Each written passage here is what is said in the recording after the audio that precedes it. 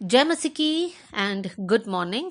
आज सुबह प्रभु का वचन हमारे लिए इफिसियों की पत्री पहला अध्याय और उसका तीसरा और चौथा आयत इफिशियंस चैप्टर 1 वर्स 3 एंड 4 आपके लिए पढ़ना चाहती हूँ।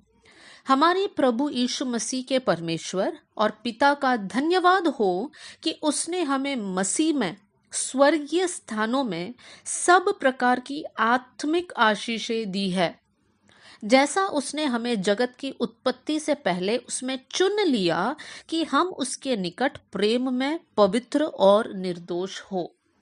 आज से लेकर कुछ दिन तक हम लोग इस विषय पर मनन करेंगे कि हमारे जीवन में हमने कौन कौन से आत्मिक आशीष को पाया है। जैसे हम तीसरी आयत में लिखा है कि हमने आत्मिक आशीष पाया है, तो आज सबसे पहला आत्मिक आशीष ये है चौथी आयत में, जैसा उसने हमें जगत की उत्पत्ति से पहले उसमें चुन लिया। हम लोग कैसे लोग हैं? हम लोग चुने हुए लोग हैं। तो हमारे लिए सबसे पहला आशीष यह है कि हम लोग चुने हुए लोग हैं। हम लोग सब लोग चाहते हैं कि जब बच्चे स्कूल में हैं हमारे बच्चे चुने जाए, कुछ कंपटीशन हो, कुछ रिप्रेजेंट करना हो या कुछ इलेक्शन हो, सब लोग चाहते हैं कि हम चुने जाए। चुना जाना एक पदवी है और यहाँ पर वचन हमें सिखाता है कि हम सब प्रभु में चुने हुए लोग हैं। अब हमें ये देखना है कि कब प्रभु ने हमें चुना। चौथी आयत में लिखा है, जैसा उसने जगत की उत्पत्ति से पहले, इस पृथ्वी को रचने से पहले परमेश्वर ने हमें चुन लिया था। इसलिए यिर्मयाह का किताब पहला अध्याय और 5वीं आयत में यिर्मयाह 1 वर्स 5 में हम देख सकते हैं, परमेश्वर यिर्मयाह से कहता है, गर्भ में रचने से पहले ही मैंने तुझ पर चित्त लगाया और उत्पन्न होने से पहले ही मैंने तेरा अभिषेक किया, मैंने तुझे जातियों का भविष्यवक्ता ठहराया। परमेश्वर यिर्मयाह से कहता है कि तेरा जन्म होने से पहले, तेरे माँ के कोख में तो उत्पन्न होने से पहले मैंने तुझे चुन लिया था। देखिए मेरे प्रियो, कौन है चुने हुए लोग? क्या प्रभु पक्षपात करता है? क्या प्रभु हमको चुना, दूसरों को नहीं चुना? क्या प्रभु पार्शालिटी दिखाता है? एक आयत आपके सामने मैं रखना चाहती हूँ, मत्ती का सुसमाचार 22वां अध्याय और उसकी 14वीं आयत, मैथ्यू 22 वर्स 14। यहाँ पर इस प्रकार लिखा है, क्योंकि बुलाए गए तो बहुत है परंतु चुने हुए थोड़े हैं। यहाँ पर वचन हमें सिखाता है चुने हुए थोड़े लोग हैं लेकिन बुलाए गए बहुत सारे लोग हैं। देखिए परमेश्वर पार्शालिटी नहीं दिखाता है, परमेश्वर सबको बुलाता है। हम लोग दूसरा पत्रस 3 अध्याय और 9वीं आयत में हम देख सकते हैं, 2 पीटर चैप्टर 3 वर्स 9, उसके सेकंड पार्ट से लेकर मैं पढ़ रही हूँ। पर तुम्हारे विषय में धीरज धरता है, प्रभु हमारे विषय में धीरज धरता है और नहीं चाहता कि कोई भी नष्ट हो, वरन ये कि सबको मन फिराव का अवसर मिले।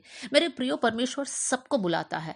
वो जो भोज का एक दृष्टांत है वहां पर हम देख सकते हैं, वो जो स्वामी है कहता है कि सबको बुलावा दे दो।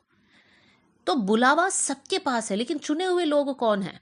वो लोग जो बुलावा को एक्सेप्ट करते हैं, सही रीति से रिस्पॉन्ड करते हैं, वो है चुने हुए लोग।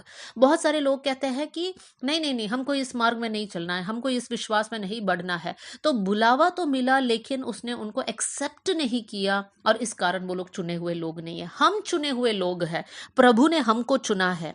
अब सवाल यह है, प्रभु ने हमको क्यों चुना? पहला पत्रस 2 अध्याय और उसकी 9वीं आयत, 1 पीटर चैप्टर 2 वर्स 9 में हम इस प्रकार पढ़ते हैं, पर तुम एक चुना हुआ वंश, राजपदधारी याजकों का समाज, पवित्र लोग, परमेश्वर की निज प्रजा हो, इसलिए कि जिसने तुम्हें अंधकार में से अपनी अद्भुत ज्योति में बुलाया है उसके गुण प्रकट करो। यहाँ पर वचन में लिखा है, हम एक चुना हुआ वंश इसलिए है क्योंकि प्रभु ये चाहता है कि हम जब अंधकार से निकलकर प्रभु के ज्योति में आए तब हमें प्रभु का गुण को प्रकट करना है। हमारा गुण नहीं, हमारा परिवार का नाम नहीं, हमारा क्वालिफिकेशन, हमारी सुंदरता नहीं, लेकिन परमेश्वर ये चाहता है कि परमेश्वर का गुण हमारे जीवन के द्वारा प्रकट हो ताकि परमेश्वर को महिमा मिले। तो मेरे प्रिय भाई बहनों, हमें ये समझना है कि हम लोग विशेष लोग हैं, हम लोग स्पेशल लोग हैं क्योंकि हम लोग चुने हुए लोग हैं। प्रभु ने हमें चुना है, उस चुनाव को तुच्छ नहीं समझना है, लेकिन परमेश्वर के भय और भक्ति में हमें आगे बढ़ना है। आइए हम लोग प्रार्थना करें। स्वर्गीय पिता, आज का वचन के लिए हम धन्यवाद करते हैं। वचन सुनने वाले हर एक भाई और बहन के लिए मैं दुआ करती हूँ। परमेश्वर, आपने सबको चुना है, इसलिए मैं धन्यवाद करती हूँ। परमेश्वर, इस बड़ी चुनाव के लिए हम धन्यवाद करते हैं। प्रभु, हमारे जन्म होने से पहले ही आपने हमें चुन लिया, इसलिए धन्यवाद प्रभु। धन्यवाद कि आप पक्षपात नहीं करते। धन्यवाद कि आप सबको अवसर देते हैं ताकि सब मन फिराए प्रभु जी, इसलिए हम धन्यवाद देते हैं। एक और बार हमारे जीवन को हम समर्पण करते हैं प्रभु जी। परमेश्वर, हमारी यही दुआ है कि आपके गुण हमारे जीवन से प्रकट होने पाए, आपकी महिमा हमारे जीवन के द्वारा होने पाए। प्रभु, आपने हमारी प्रार्थना सुन ली, इसलिए धन्यवाद। आदर और महिमा आपको देते हुए यीशु के नाम से हम मांगते हैं, amen. God bless you all. जय मसीह की।